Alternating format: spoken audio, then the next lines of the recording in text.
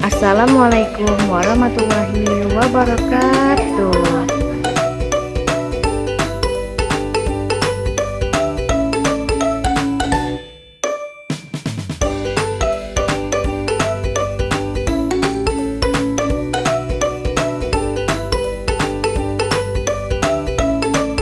Mengenal rempah-rempah.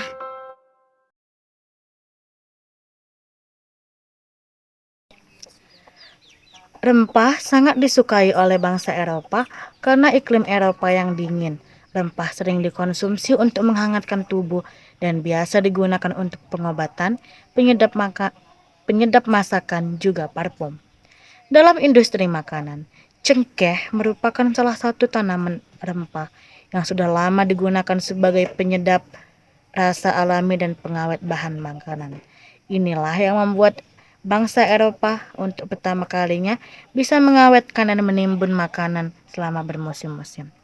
Rempah-rempah digunakan oleh bangsa Eropa sebagai bahan baku obat, parfum, dan yang terpenting adalah pengawet makanan. Pada masa itu, Indonesia sudah terkenal sebagai penghasil rempah, yakni pala, lada, dan cengkeh adalah komoditas bernilai sangat mahal.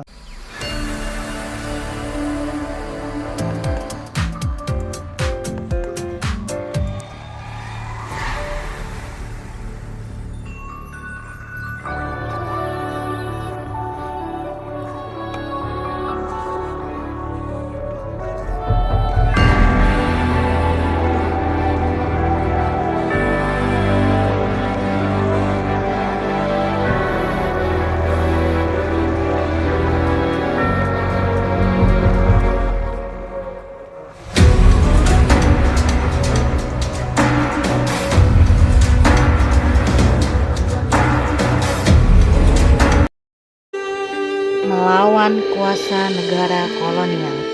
Apakah kalian pernah mendengar kalimat Indonesia dijajah selama 350 tahun? Bagaimana menurut kalian mengenai pernyataan tersebut?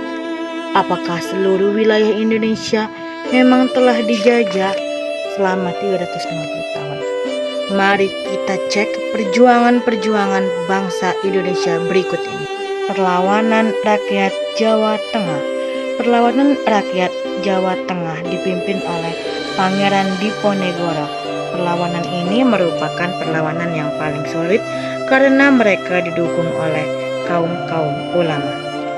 Dilatar belakangi oleh tindakan Belanda memasang patok-patok jalan yang melewati makam leluhur Pangeran Diponegoro, ditambah dengan tindakan sewenang-wenang Belanda kepada penduduk pribumi. Untuk dapat meredam perlawanan Pangeran Diponegoro menggunakan siasat perang benteng Stelsel pada 1927. Akhirnya, Belanda menggunakan tipu muslihat untuk dapat menangkap Pangeran Diponegoro dengan iming-iming mengadakan perdamaian. Dampak dari penangkapan itu adalah semakin melemahnya pasukan Diponegoro.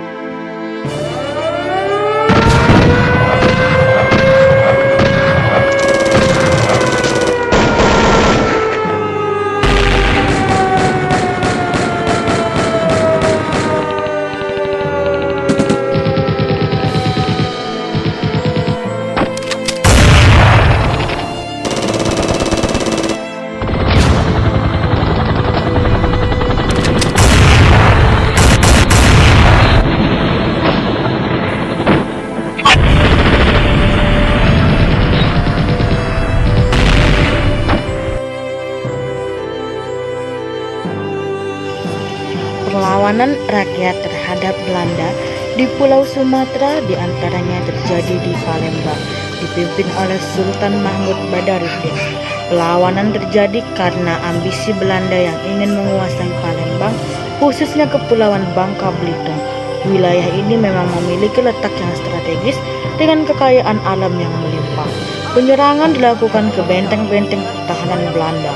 Ketika terjadi pergantian kekuasaan akibat perjanjian Tuntang, Inggris memfokuskan perhatiannya ke Pulau Jawa. Hal ini kemudian dimanfaatkan oleh Sultan dengan menyerang sisa Garnasium Belanda di Palembang. Akan tetapi, setelah Palembang berhasil dikuasai kembali oleh Belanda, Sultan Mahmud Badarudin ditangkap dan diasingkan ke Ternate.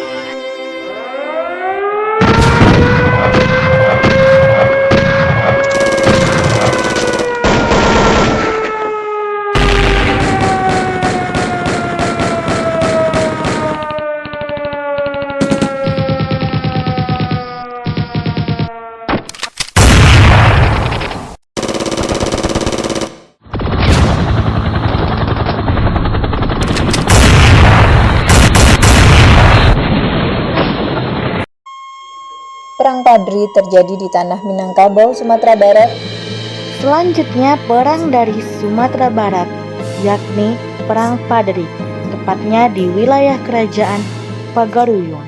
Perang ini berawal dari konflik internal masyarakat Minangkabau, yakni golongan adat dengan kaum golongan ulama atau Padri. Kaum Padri ingin menghentikan kebiasaan kaum adat yang sering melakukan judi, sabung ayam, dan mabuk-mabukan. Perseteruan bermula tahun 1803 dan berakhir dengan kekalahan kaum adat pada 1838. Kondisi ini dimanfaatkan Belanda untuk melancarkan politik divide et impera. Belanda bekerja sama dengan kaum adat Belanda melawan kaum Padri dengan tujuan ingin menguasai wilayah Sumatera Barat. Tuanku Imam Bonjol adalah tokoh yang memimpin kaum Padri. Perang Padri berlangsung antara tahun 1821 dengan 1838. Dalam perkembangan selanjutnya, Tuanku Imam Bonjol dapat mengajak kaum adat untuk menyadari tipu daya Belanda dan bersatu menghadapi pemerintah kolonial Belanda.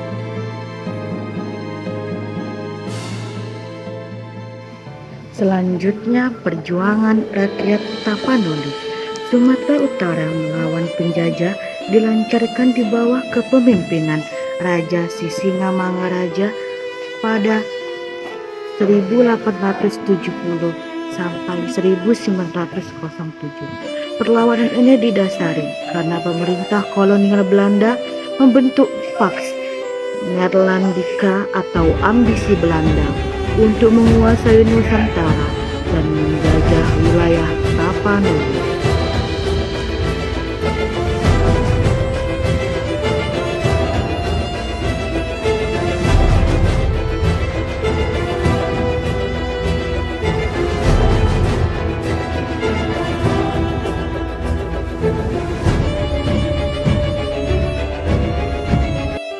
Pada tanggal 20 November 1946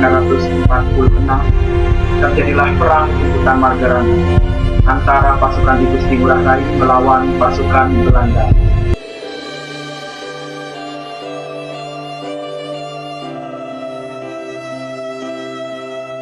Perlawanan yang dilakukan oleh rakyat Bali bermula karena tindakan protes Belanda terhadap kebijakan kerajaan Bali yang disebut hak tawan karang. Aturan tersebut memberikan hak kepada kerajaan-kerajaan Bali untuk mengambil dan merampas muatan kapal asing yang terdampar di perairan negeri. Namun protes Belanda kepada penguasa lokal di Bali tidak membuahkan hasil. Hak tawan karang tetap berlaku sehingga memicu terjadinya perang puputan Margarana atau perang habis-habisan antara kerajaan-kerajaan Bali yang dipimpin I Gusti Ketut Jelamti melawan bangsa kolonial Belanda.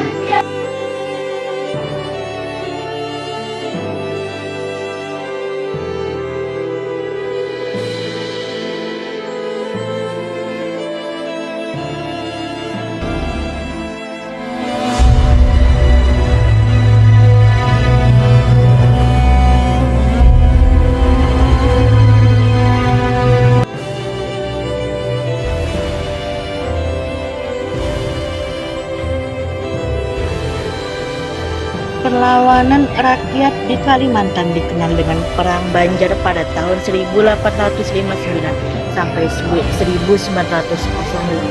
Hal ini terjadi karena monopoli perdagangan Belanda di Kalimantan sangat merugikan pedagang pribumi.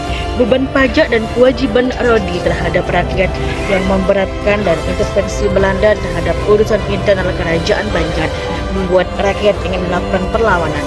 Pemimpin perlawanan ini yakni Pangeran Antasari yang merupakan sepupu Pangeran Hidayatullah. Ia berkali-kali memimpin serangan terhadap Belanda. Pasukannya berhasil menyerang pos-pos pertahanan Belanda dan benteng Belanda di Tabanio hingga menenggelamkan kapal-kapal dagang Belanda. Ia mendapat julukan Panembahan Amiruddin Khalifatul Mukminin yang diberikan oleh para pengikutnya.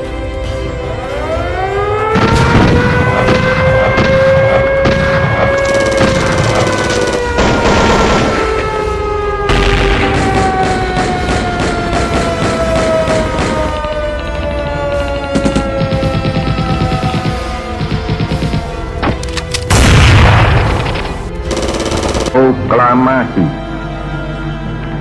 Kami, bangsa Indonesia, dengan ini menyatakan kemerdekaan Indonesia.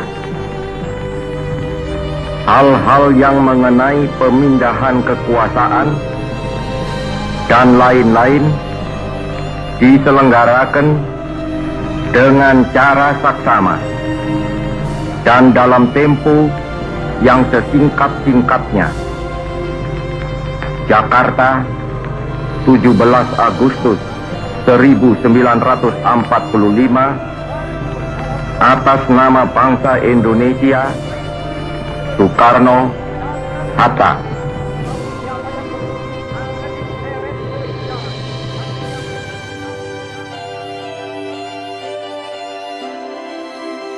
Wassalamualaikum warahmatullahi wabarakatuh. Kita telah merdeka. Mari kita jaga kemerdekaan ini bersama-sama.